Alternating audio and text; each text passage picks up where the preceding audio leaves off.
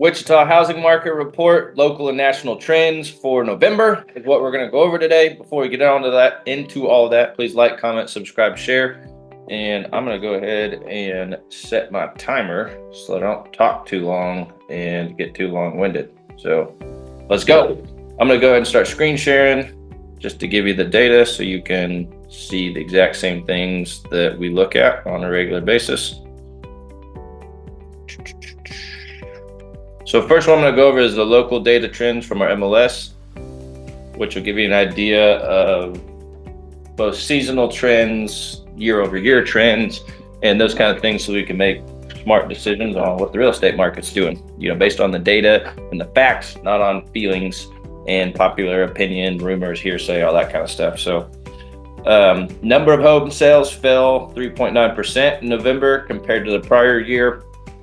And that is total market wide, but then we break it out into retail homes, and we had only a decrease of 1.4% from 638 units in 2022 from 629 units. Average sale price of existing homes was $230,000. That's an increase in price by 9% from last year over, where the average price was $211,000. So that's a good sign.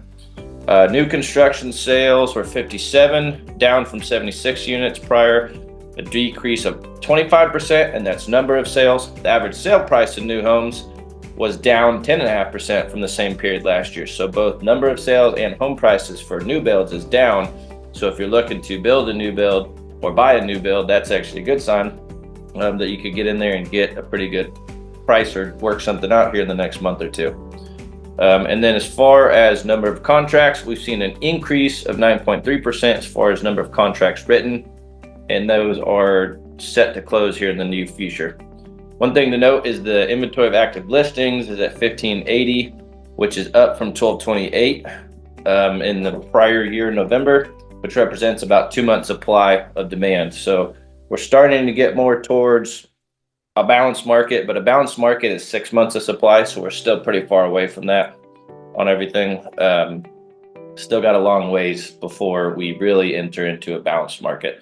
As always, though, there's pockets and opportunities to find deals, spot deals, not only from a fixer-upper construction standpoint, but just making sure you're buying a good location, good appreciating area.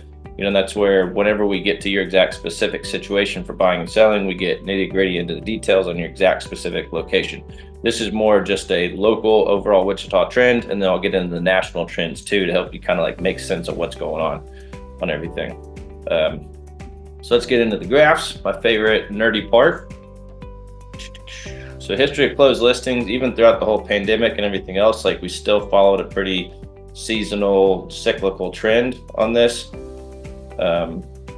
Closed listings by month, as you can see, January and February, it's pretty slim pickings as far as number of closings that happen in January, because that, right now we're doing this in December. It's December 20th, and people would have to be writing contracts now to close in January and February. It's just over the holiday season around here, just everything dies, nothing really happens. And you can kind of see it starts to trail off from the fall and the winter. We're still following that trend here in the blue for 2023. So all of that's still following the normal trends. Average price did kind of peak back up a little bit to $244,000 as far as closed listings for November. What else can we go over? Average days on market is 25 currently, starting to creep up. Median days on market is creeping up as well on this, but still following a pretty normal seasonal cyclical trend on everything market wide. Active listings, they were pretty high back in 2017, 2018. Went through the pandemic, a lot of them dipped, and then now we're starting to see them climb back up, but we're still in a very healthy place as far as number of listings go. We do have the most listings we've seen in the last 3 years in a while at 1580, which means just more options. It also means more buyer negotiating power, depending on which price point in each situation to help you navigate with. Most of the sales, the active listings are from 200 to 500,000, but most of the sales, if you look at the previous data, go from 200 to 400,000. Let's see what else we can note here that's of interest. Everything's following a fairly cyclical trend. So even if you are thinking of buying, selling, in 2023. It's good to start those conversations now, get your strategies, your plan, your processes in place so that when February, March, April rolls around, we're in the best position possible to capitalize and take advantage of the season of the market. Let's see, anything else particularly cool to see here? Not really. New listings, as I said, really dies off into the winter. I think part of that is because we all buy into the culture of that attitude of let's wait till next year. And then you can see February and March, they really take off just because most people don't want to buy and sell in these colder winter months around here, fall and winter. They'd rather prefer to do it February, March, April, where it starts to warm up. Also, same thing with kids' schools, seasons, and everything else that lines up with that. You know, our spring and summer is usually the biggest time of the year for real estate agents and homeowners in Wichita. Everything's still following that trend. Anything else significant to note on here? Not really, don't think so. I'm gonna get into the national trends here to see what kind of significant things are going on that make a difference. Making sure I'm not missing anything. Yeah, that I need to see. So nothing else to see there. So that's all your local trends here in Wichita. National trends, what we're seeing is interest rates are dropping. This is going off of November, was saying rates are at 7.22%. We've been seeing some get in the 6.5 and 6 range, and even some dipping down into the high fives, like a 5.75 is what I saw recently. So that I think could bode well for January and February. We're seeing 6 more interest rate cuts for 2024 is what the Fed called for. That's definitely going to have an impact on people's buying power, combined with the pent-up demand and the usual demand of the new year and spring market. So I have a pretty good feeling, and it's just a feeling, not data. We don't know yet until it comes up, that spring is going to be pretty wild again. So if you're looking to sell, it'd be a good time to start talking now to get a strategic plan in place. If you're looking to buy, I'd probably say get into a house sooner than later, just because when that spring market rolls back around, February, March, April, I could see a lot of activity and a lot of pandemonium going on with a bunch of new listings. Interest rates are low. People have been waiting for a while to buy a house, and the usual new demand. You know, there's going to be that usual trend that you just saw from the local markets. With that combined with interest rates starting to come down, we're going to be good there. So showing is starting to be above pre-pandemic numbers. So it definitely shows the interest, the demand, the desire is there for, housing. It's just a matter of actually offering and getting a home is a different story. Despite interest rates being at a 23-year high, but they're starting to come down. Affordability, even with the higher interest rates, people still are being responsible when it comes to their percentage of mortgage payment to income ratio. Right now they're at about 27.3%, which is kind of where they should be. You should be about 25% of your mortgage payment to income ratio, even though the maximum allowable lending standards are like 45 to 55%. Doesn't necessarily mean you should go that high as far as your income goes. So most of this stuff's going to be on, a payment buyer or an income situation of how much house you can and should buy on everything, not necessarily what you're able to. Percentage change of home prices. This is a pretty cool graph to show you, on average since 1991, the entire US has gone up by 300%. That's why real estate is such a safe bet. As long as it is bought well in a good location and is in good sound shape, real estate continues to go up over time. It's undefeated. That's why it's the best real estate, the best investment in my eyes and most people's eyes is the home that you own, and also cash flowing real estate. That's a whole nother webinar topic we could go over. Average number of offers received on the most recent closed sale each October is 2.5. Again, that's pretty spotty depending on what you're looking at. Median days on the market less than pre-unicorn years. So even though houses are taking longer to sell than the unicorn years, they are still historically shorter than the previous years before the pandemic. So that's definitely an event we're going to be talking about for a while. It's all you hear from so many people is COVID changed everything.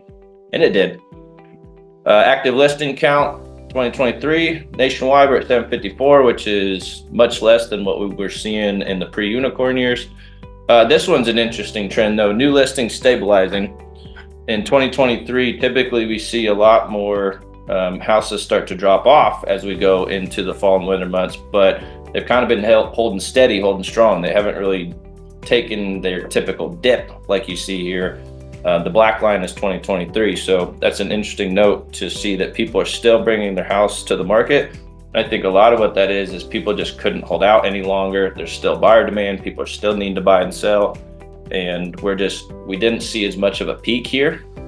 And so I think what we're seeing is a lot more of a stabilized flat line graph across the board as far as how many new listings are coming through. So that's an interesting trend to note, and we'll continue to monitor it to see what goes on into 2024 and next year to see where new listing counts coming at.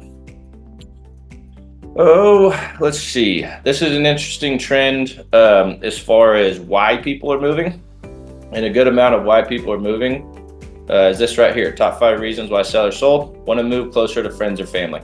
This is one of the biggest life reasons that's driving why people are moving nationwide and locally here in Wichita, is they want to move closer to friends and family. It's usually either grandparents moving back to where their friends and family are, or the other way around. So moving to be closer to your grandparents or your parents and your loved ones, kind of that family belonging community. I think COVID separated us, isolated us, disconnected us, and we have just a yearning for getting back together with our family, with our people. And that's a lot of why people are moving and selling. And it's the percent of sellers who moved at least 100 miles by age. A lot of it is the older generation. It's the grandparents wanting to be back near their kids and their grandkids, and they just really, everybody wants to be close and together and kind of make up for some of those times during COVID. But I also think COVID made us realize what's really important, which is our family and our relationships and our belonging and our community. And they just didn't want to be long distance anymore. And they wanted to come back together and spend more time with each other, is a lot of what's driving these moving trends on the mass behavior level from people. So that gives you kind of an idea of like why people are moving and selling still, regardless of the market, interest rates, all those things. What are the life reasons they're dictating it? Obviously there's retirement, job relocation, change of family situation, all those type of things, but primarily it's wanting to move closer to friends and family. And the silver lining to high interest rates and COVID and everything else that went on there is how much equity people have in their houses to have options to do things. One thing to get newly adjusted to is the length of time it takes to sell a home. And usually it's about 1 to 2 weeks is what people are saying. Median 2 weeks, or not what people are saying, what the data is saying. Number of weeks sold that the home was on the market is usually like 1 to 2 weeks. So if you're gonna sell your house, reasonable rule of thumb is like 1 to 2 weeks to get it sold anymore. It's not right away, multiple offers, all that kind of crazy stuff. So let's see, 1 in 4 Americans still think that prices will go down. You know, again, this is kind of just buyer perception, people's mass perception, which isn't necessarily true, because if you look at prices for the last how many years have gone up, and if one thing is true, it's that people that are predicting a crash are very persistent and they're very creative to find all the different new ways it's going to crash, but then it doesn't. So that's pretty funny how many people still think prices are going to fall, like the market's going to crash, and yet it still doesn't, still hasn't.